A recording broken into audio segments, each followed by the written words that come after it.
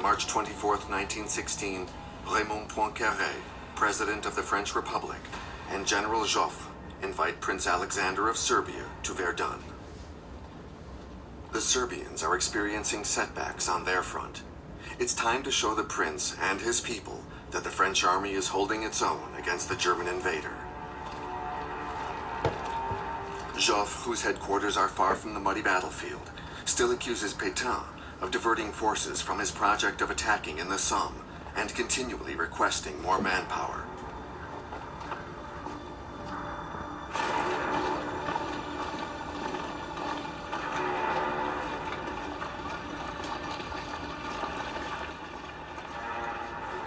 For the troops, the ordeal is always the same. They carry 20 kilos of weapons and equipment on their backs, plus 2-liter containers of water and wine.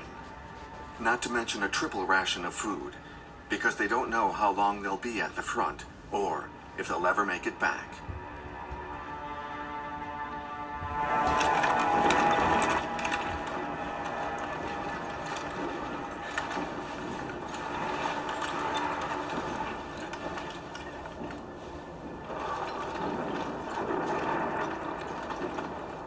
The uphill road to Verdun is a never-ending walk through the mud, from the foothills to the lines along the ridge, pounded by enemy fire.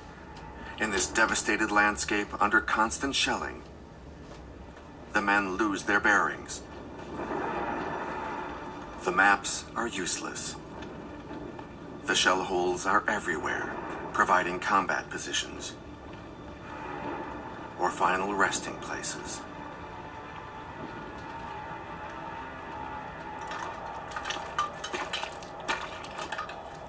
Second Lieutenant de Beaucourt of the 170th Infantry Regiment writes, "Verdun's clay, tenacious and treacherous, swallows up the men. It is soft and sticky under my feet, and with every step I feel I'm sinking further, sucked down into this horrific clay. I know there is no one left in this constantly bombed wasteland. I am overcome with the most intense sense of dread I have ever known. I can picture myself being engulfed into a slow and lonely death."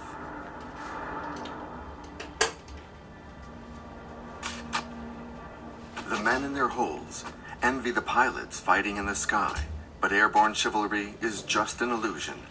The fighting is fierce. The pilots shoot at each other from a distance of 10 meters.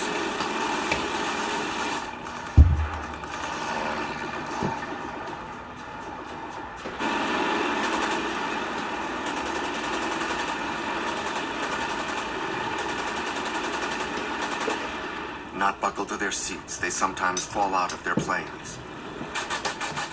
At first, German Fokkers ruled the Verdun sky. But Pétain acquired better planes, Nieuports, which have turned the situation around.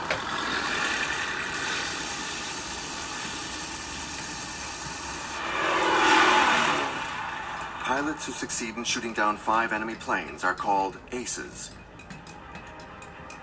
Verdun's most honored ace is a 21-year-old second lieutenant, Jean Navarre. Navarre is the first French pilot to score over 10 airborne victories. He will pull off 30 hits before being seriously injured. He becomes the poilu's guardian angel. They celebrate his feats using model airplanes and nickname him the Sentinel of Verdun. Soldier Henri Louis, 25th Chasseur Battalion, writes, "When Navarre couldn't find any targets, he made sure his flight still served a purpose. He would entertain the soldiers kneeling in the trenches. He put his heart into it, using his exceptional skills to show these poor men he was thinking of them."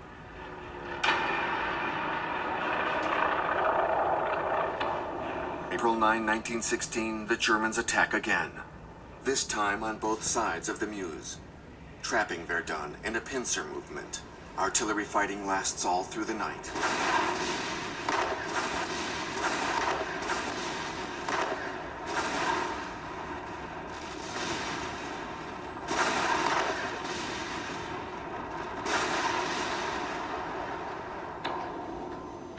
At dawn on April 10th, The lines have barely moved. The French find a last letter on the body of a German lieutenant from the 71st Infantry Regiment.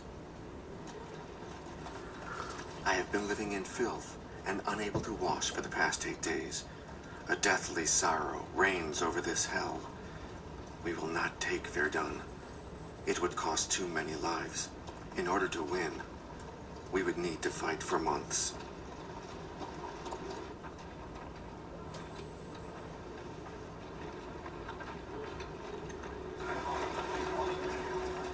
Pétain addresses his men. He declares, "The Kron Prince's crazed attacks have been stymied everywhere. Be brave. We will beat them."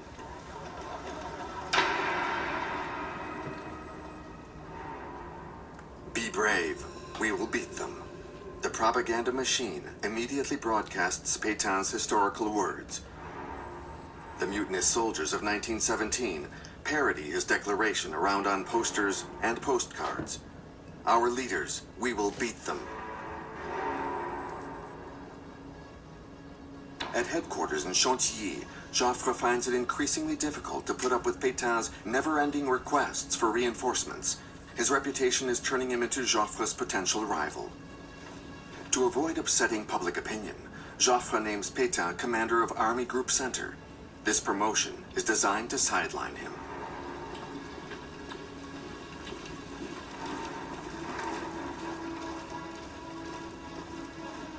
On May 1st, 1916, Pétain is replaced by 60-year-old General Robert Nivelle. An ambitious and particularly obedient graduate of the Polytechnique Institute, he asks for fewer men and receives more artillery. The Germans, on the other hand, believe that the outcome of the battle will play out on the left bank. They launch assault after assault all through the month of May.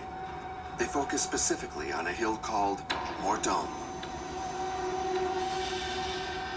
295 meters high and a kilometer wide, it dominates the entire Meuse Valley.